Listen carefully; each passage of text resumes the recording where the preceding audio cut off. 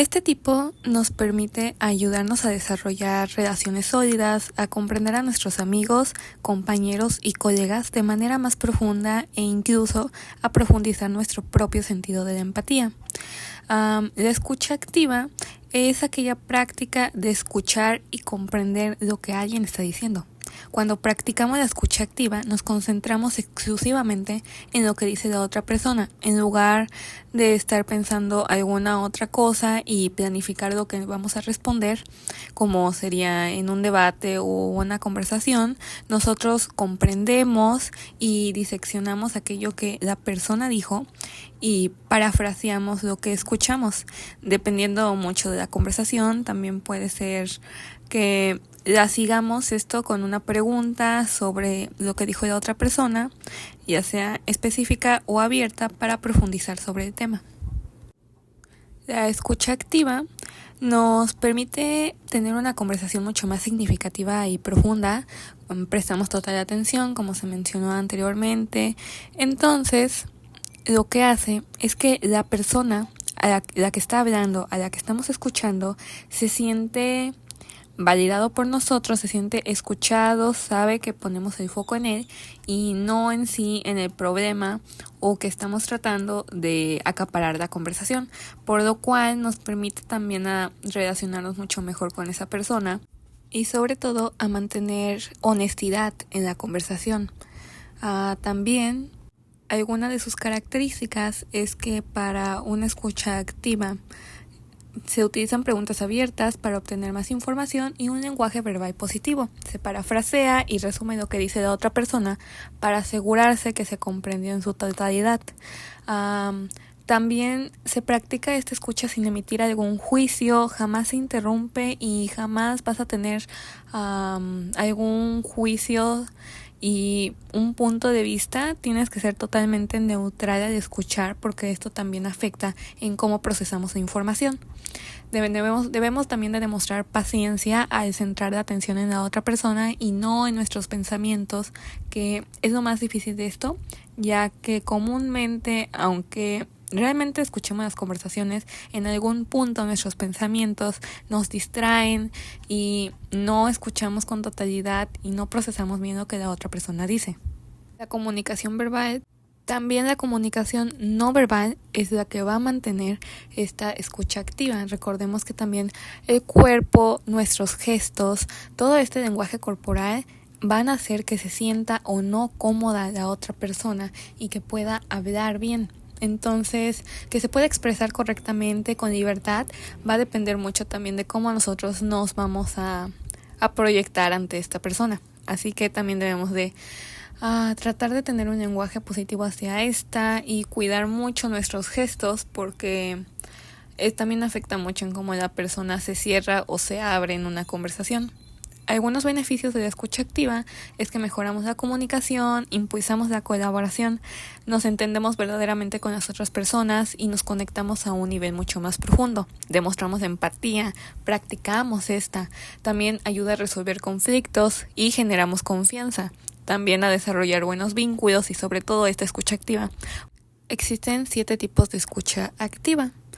Puede manifestarse de distintas formas según el contexto y nuestros objetivos acerca de la comunicación. Y estos son los siguientes. La informativa. Esta es orientada para aprender algo nuevo, como sucede en alguna clase o cuando oímos las noticias. La empática, pues nos centramos más en entender las emociones de la otra persona y sentimientos. La apreciativa está muy enfocada en lo que es disfrutar del mensaje cuando sucede en una charla motivacional. La crítica, esta implica una evaluación y el análisis de la información que recibimos. Este enfoque tiene utilidad en las reuniones de trabajo, en los debates, mesas redondas o cuando debemos de tomar alguna decisión importante. La discriminativa tiene este objetivo de identificar detalles específicos dentro de una conversación para identificar estos pains de un cliente para poder ofrecerle el producto adecuado. O sea, diseccionamos la información y esos puntos clave que nos pueden ayudar para realizar un mejor trabajo.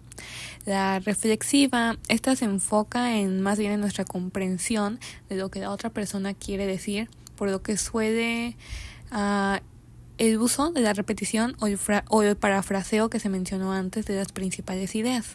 Y la terapéutica es utilizada para ofrecer el bienestar, por lo que es muy habitual en el coaching o en la terapia. También existen los 5 estados de la escucha activa. Estos son para destacar que no es un proceso lineal. La escucha activa es transitar por varias etapas, fases, y los 5 estados son la recepción, que es cuando captamos el mensaje a través de los sentidos, no solo incluye las palabras, sino también el tono de voz y nuestro lenguaje corporal. El segundo es la interpretación, es que una vez ya recibido el mensaje, procesamos la información y le damos significado.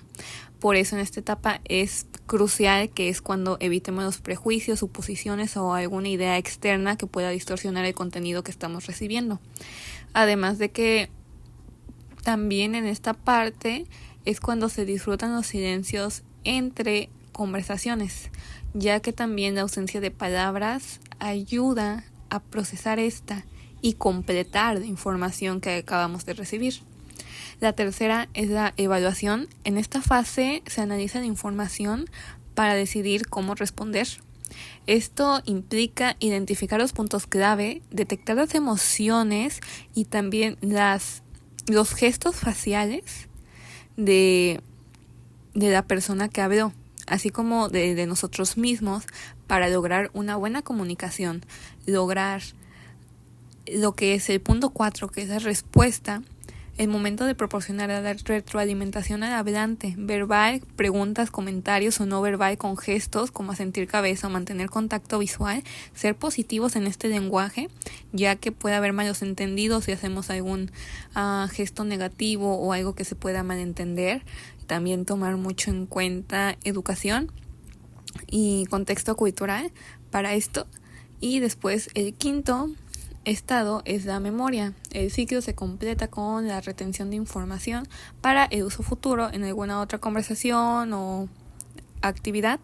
Esto es muy clave para los entornos profesionales, ya que este puede marcar la diferencia en la toma de decisiones.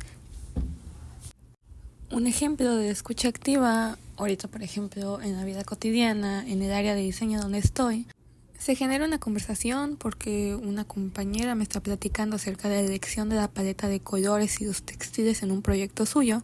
Entonces yo escucho con atención lo que dijo, parafraseo lo que ella dice, le digo que me pareció muy interesante lo que dijo acerca de que la elección de los colores afecta en el consumidor. Luego le pregunto sobre si hay una investigación detrás de todo esto antes de elegir lo que son los textiles y colores para empezar un proyecto nuevo. En esto ya se cumplen 3 condiciones de la escucha activa, que es prestar atención al contenido, parafrasear y hacer una pregunta relacionada que muestre un interés genuino. La escucha activa, la verdad es que la podemos practicar en cualquier tipo de conversación y nos va a servir toda la vida y siempre va a estar presente. Comunicación verbal. La comunicación verbal es el proceso mediante el cual las personas transmiten información utilizando palabras, ya sean habladas o escritas.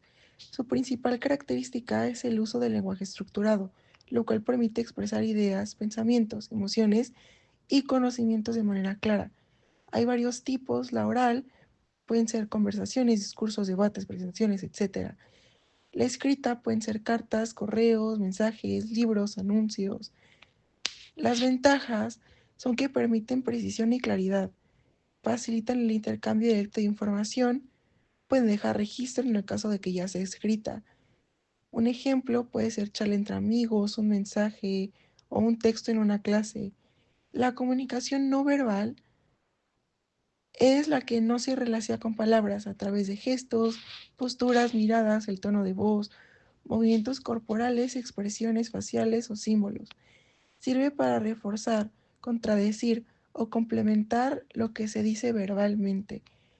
Uno de los elementos principales son los gestos, expresiones faciales que pues muestran nuestras emociones, postura corporal que refleja la actitud o disposición, proxémica, que es el uso del espacio personal, tono de voz y ritmo que influyen en cómo se interpreta el mensaje, el contacto visual que demuestra atención o confianza. Un ejemplo, cruzar los brazos, que puede ser defensiva, sonreír, que puede ser amabilidad, o levantar una ceja, que puede ser duda. En conclusión, la comunicación efectiva combina la verbal y la no verbal. Mientras la verbal transmite el contenido del mensaje, la no verbal expresa la atención y las emociones. Ambas son esenciales para lograr una interacción clara y empática entre las personas. La asertividad es la habilidad de expresar tus pensamientos, sentimientos, necesidades y derechos de manera clara, honesta y respetuosa, sin agredir a los demás ni permitir que te pasen por encima. Ser asertivo significa encontrar un equilibrio entre la pasividad y agresividad. Es la capacidad de comunicar lo que se siente o piensa de manera directa, respetuosa y empática, defendiendo los propios derechos sin menospreciar los derechos de los demás.